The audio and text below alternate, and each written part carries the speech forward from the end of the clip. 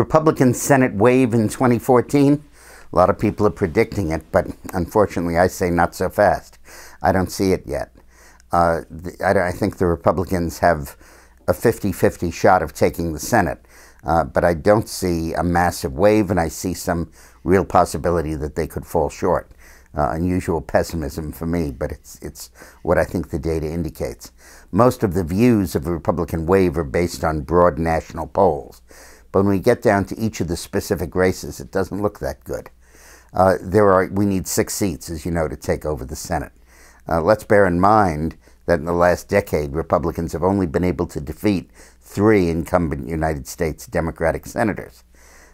Now, looking forward to this year, I think there are 3 states where there are open seats where Republicans are very likely to win. A total lock in West Virginia and South Dakota. No questions there. In Montana, Daines, the Republican, has a 7 or an 8-point lead. It should be bigger. So that looks pretty good. So that's 3 that you can put into the column. And then one race against an incumbent Democrat, Mark Pryor in Arkansas. Tom Cotton, the Republican candidate, has had a steady lead in the last month or 2 of polling. Before that, it went back and forth. But now, latest poll, Cotton is ahead by 4. So I wouldn't put that in the same category as the other 3 races, but if the election were held today, the Republicans would win. And those are the only 4 seats that I see that the Republicans would clearly win if the election were held today. There are 2 others that are tied, dead even, flat even tied. One is the Harkin seat in Iowa, where Braley and Ernst are dead even tied. Joni Ernst is the Republican. And then in Colorado, where Cory Gardner, the Republican, and Mark Udall, the incumbent, are also dead even tied. So if we win those 2 tied races, and then add to that the 4 races in which we're in the lead, we would just about take control of the Senate. There are 2 other races that appear to be slipping away a little bit, Louisiana and North Carolina. In various points, the Republicans, Cassidy in Louisiana and Tillis in North Carolina, had leads.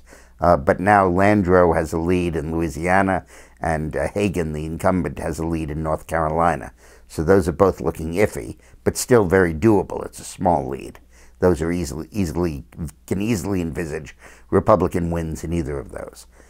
Then you have a seat that I thought could be in play, but it looks like it's not, Michigan. The Republican Terry Lynn Land is now behind Gary Peters, the Democrat, in virtually all of the polls, some of them by 6, 8, or 9 points. And the other is New Hampshire, where Scott Brown of Massachusetts moved up to challenge Jeanine Sheehan, and he's running 8 to 10 points behind.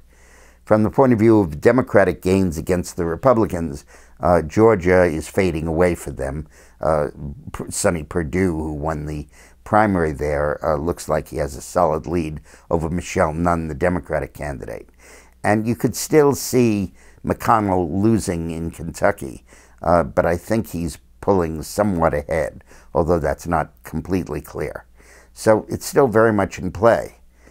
Now, all of this assumes that the old traditional rule that used to hold fast in all occasions, that the undecided vote always goes against the incumbent, holds true.